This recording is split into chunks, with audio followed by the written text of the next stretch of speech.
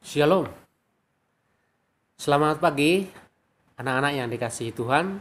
Hari ini kita kembali belajar agama Kristen bersama saya Joshua Simanjuntak. Hari ini kita belajar untuk kelas 11 di SMK Metlam melalui pelajaran daring hari ini. Judul pembelajaran kita, materi kita hari ini adalah relasi bermakna antara sekolah dan keluarga. Relasi bermakna antara sekolah dan keluarga. Kompetensi inti KAI-nya adalah mengembangkan perilaku jujur, peduli, santun, tanggung jawab, responsif, proaktif dalam berinteraksi dengan keluarga, berinteraksi dengan lingkungan, sehingga menjadi anak-anak yang memiliki sikap dan perbuatan yang baik. Kompetensi dasarnya adalah mengembangkan perilaku yang bertanggung jawab sesuai sebagai wujud pengakuan terhadap peran Allah dalam keluarga. Baiklah anak-anak yang kasih Tuhan, tadi saya katakan materi kita adalah relasi antara sekolah dan keluarga. Apakah sekolah dan keluarga mempunyai relasi dalam mendidik anak-anak? Atau apakah sekolah mempunyai relasi yang baik untuk membimbing anak-anak dan remaja pada masa sekarang ini? Atau bagaimanakah seharusnya relasi itu, hubungan antara sekolah dan keluarga? Karena sekolah merupakan sebagai pihak sekunder dalam pendidikan anak-anak remaja. Sebab pendidikan primer, maksudnya pendidikan utama itu ada di dalam tangan orang tua atau di dalam keluarga. Nah, anak-anakku sekalian kasih Tuhan, jadi ayah, ibu, dan anak-anak itu sudah ditetapkan Tuhan menjadi satu keluarga. Dan dalam keluarga itulah ayah, ibu sebagai orang tua mendidik anak-anaknya, membimbing anak-anaknya untuk bersikap, berperilaku yang baik, berbuat yang baik. Itu.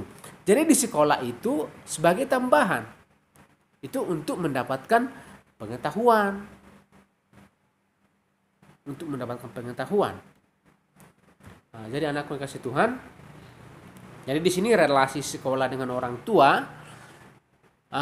Kehadiran sekolah itu membantu meringankan tantangan orang tua untuk mencapai cita-cita ataupun masa depan anak-anak. Ya, sekolah hadir sebagai mitra orang tua untuk berkolaborasi dalam mendidik anak-anak sebagai penerus pelaksana atau dari misi Tuhan secara turun-temurun.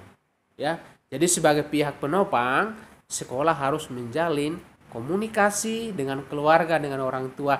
Inilah yang disebut dengan relasi antara sekolah dan keluarga. Sekolah dan orang tua juga harus terbuka dan mengusahakan agar lebih mengenal satu dengan yang lain.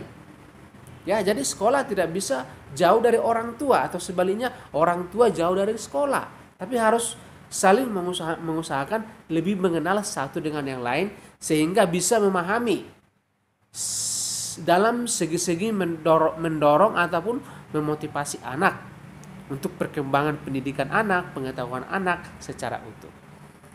Jadi pendidikan di sekolah tidak akan optimal jika tidak ada dukungan dari orang tua. Nggak mungkin itu. Ya, pendidikan di sekolah, pelajaran di sekolah tidak mungkin bisa maksimal tanpa ada dukungan dari orang tua. Disitulah orang tua juga perlu mengarahkan anaknya untuk mengalami pertumbuhan yang baik dalam pendidikan. Ini sama dengan yang disampaikan oleh Rasul Paulus dalam kitab Efesus 4 ayat 11 dan 15. Apa dikatakan di sana? Untuk itu anak-anakku yang dikasih Tuhan, saya ambil secara ringkasnya aja. Semua kita harus mencapai kesatuan iman dan pengetahuan tentang Allah, memiliki kedewasaan yang penuh, bertumbuh sesuai dengan kepenuhan di dalam Kristus. Ya, jadi kita menjadi bukan lagi nanti menjadi anak-anak yang gampang, Tetapi bukan menjadi anak-anak yang gampang diombang-ambingkan oleh rupa-rupa pengajaran, tetapi menjadi anak-anak yang memiliki iman yang kuat, dasar yang kokoh di dalam Kristus. Ya, ini menjadi tumpuan atau tujuan anak mendapatkan pendidikan. Jadi orang tua dan sekolah harus memiliki relasi yang bagus di dalam mendidik anak, saling terbuka, saling memotivasi, saling mendorong.